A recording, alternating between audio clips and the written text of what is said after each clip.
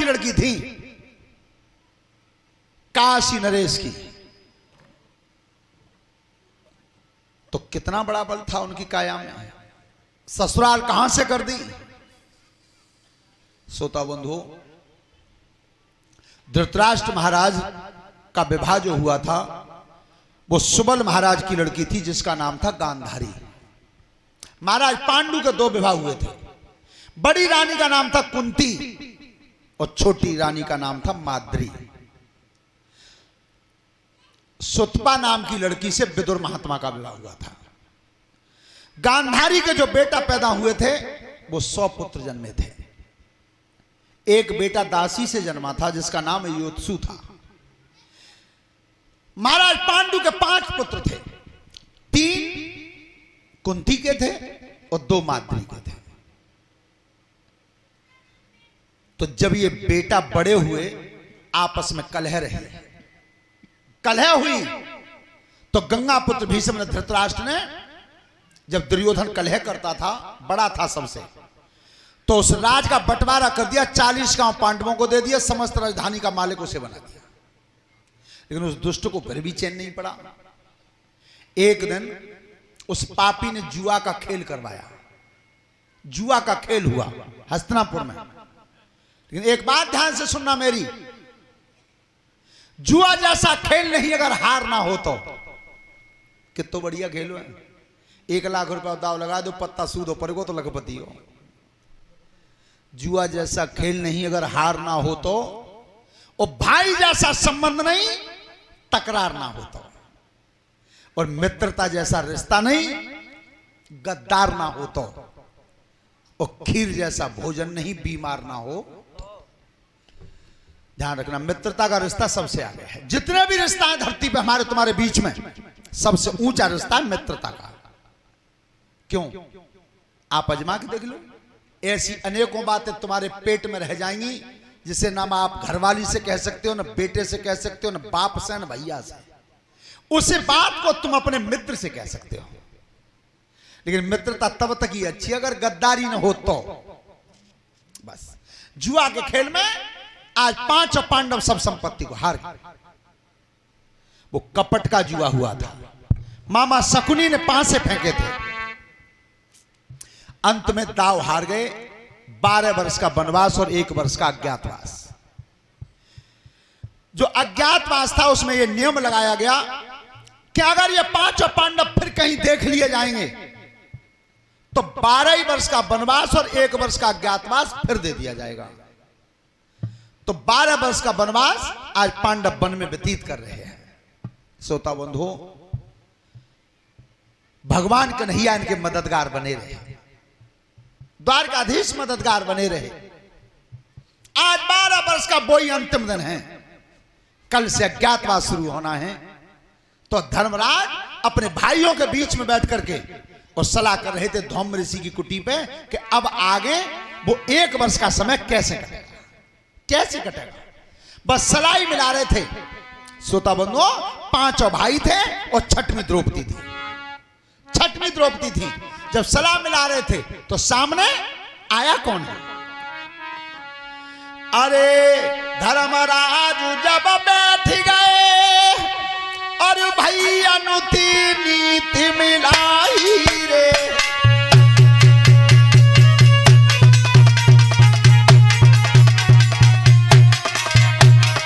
धर्मराज जब बैठ गए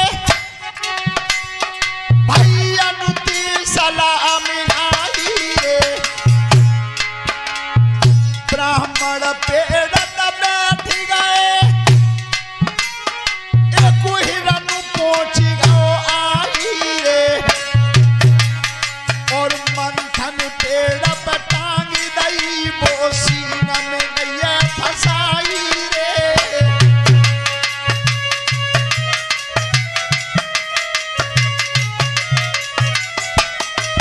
ब्राह्मण भजन कर रहे थे पेड़ के नीचे और मंथन टांग दी थी पेड़ पे। तो हिरन जंगल से आया तो हिरन ने जैसे ही कूद मारी वो मंथन सींग में फंसा ली। और सींग में फंसा करके जब हिरन भागा है, अब महात्मा में तो बल का हो, कि वह हिरण पकड़े। तो महात्मा ने विचार किया ब्राह्मण ने कि यही धौम्य ऋषि की कुटिया पर पांडव रहते हैं और पांडव क्षत्रिय हैं और क्षत्रिय का कर्म क्या है?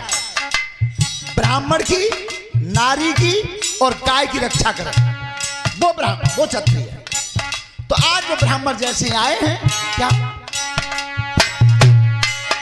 अरे आँखिनुती जब देखी लई और बैठे पांचों भाई रे, मंथन हिरणालय भागो नैननुति धार धरि आई रे।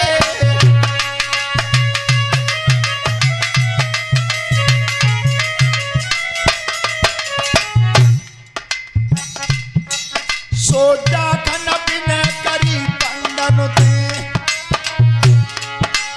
और ओ पांडु अखे राजकुमार और मंथन हिरण सिंह फसाई गई और लेकी भज गए तुरंत यरार।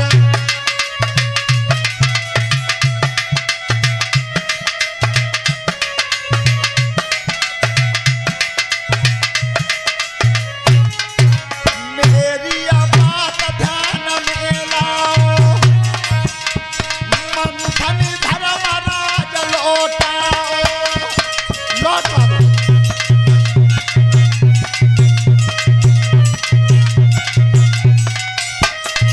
कहिए महाराज, आप ब्राह्मण हैं और दुखी कैसे हैं, रो क्यों रहे, आंखों से धारा कैसे चल रही? महाराज हिरण मेरी मंथन काष्ठ को लेकर के भाग रहा, मेरे ऊपर बुढ़ापा है। तो मेरा तुमसे निवेदन है कि तुम क्षत्रिय राजकुमार हो तो मेरी मंथन काष्ठ को वापस करवा दो। उसी समय धर्मराज ने कहा है कि भीम, अर्जुन, नकुल, सहदेव, भैया अपनी नीति को कल के समय को बाद में नियुक्त करेंगे, पहले जा काम निपटा। ये ब्राह्मण है, बहुत जल्दी चलो। तो आज जिस समय पांचों भाई आज उस ब्राह्मण की मदद को चले हैं, ध्यान रखना। आज क्या कह देंगे मालूम है कि चले जाओ डोकर, हम तो वैसे ऊपर मुसीबत में, लेकिन वो अपनी मुसीबत का ध्यान नहीं किया। क्यों? शंका इस बात की थी कि कल से अज्ञात वर्ष शुरू हो रहा है और अज्ञात वर्ष में अगर कहूं पहचान लिए गए तो फिर 12 ही साल फिर लग जाएंगे पीछे। लेकिन कह दिया महाराज बैठिए आप, हम क्षत्रिय हैं तो आपकी मंथन काष्ठ को लौटा के लाएंगे। तो जिस समय पांचों भैया चले, एक नहीं पांचों, उस ब्राह्मण की मंथन काष्ठ को लेने के लिए जब पांचों चले, समय हुआ कैसा?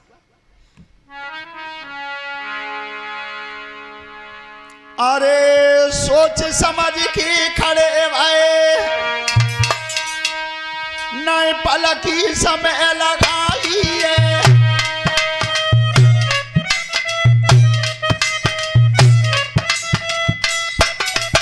और धर्मराज को हुक्म भयो, सोई चल रहे पांचों भाई।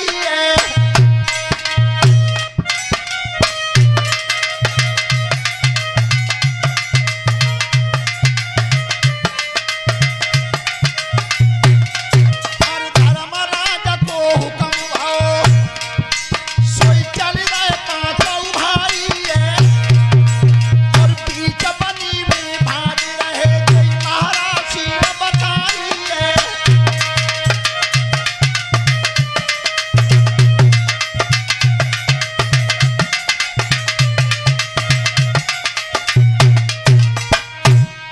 और सूर्य तेज गिरा नभते,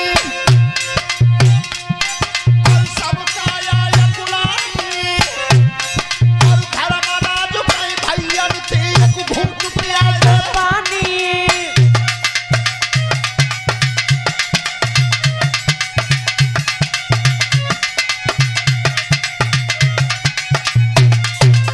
सूरज धवला में चढ़िया, धर्म को सब काम तनु यकुला।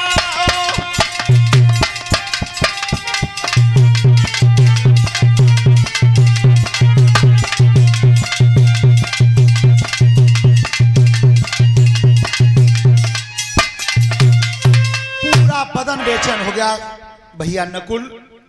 अब प्यास लग रही है, वो हिरन तो मिला नहीं और हिरन मिलेगा भी नहीं। जंगल में कहां मिलेगा। तो भैया आप काया बेचे ने, प्यास लग रही है, 2 घूंट पानी पिला दे कहीं से। तो नकुल ने कि भैया बैठो आराम से, पानी लेने में जा रहा हूं।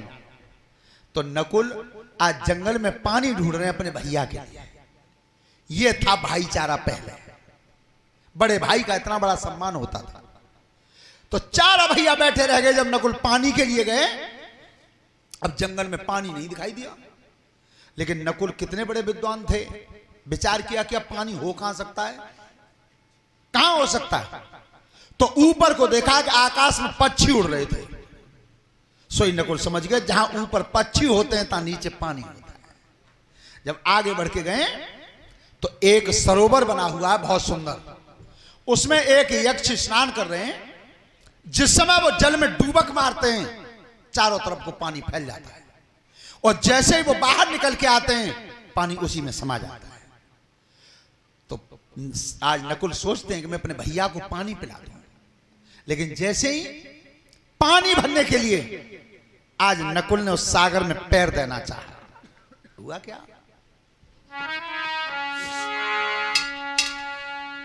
पैर नकुल ने धर दो,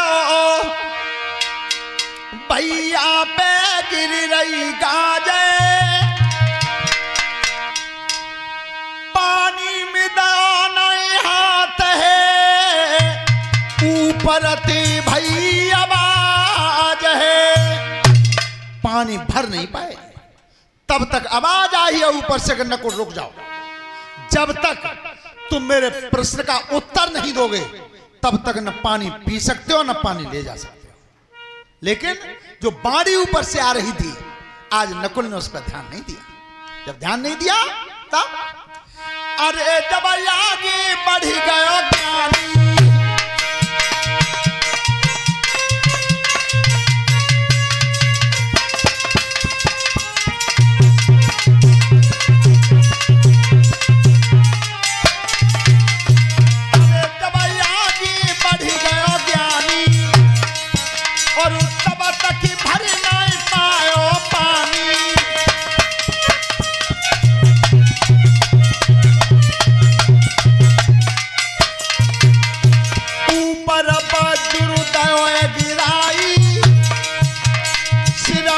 चोट लगी भेराई, और पार पे नकुल गिरे कुलाई।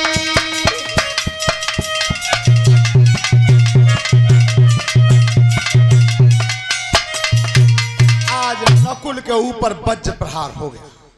उस सागर की पार पर नकुल बेहोश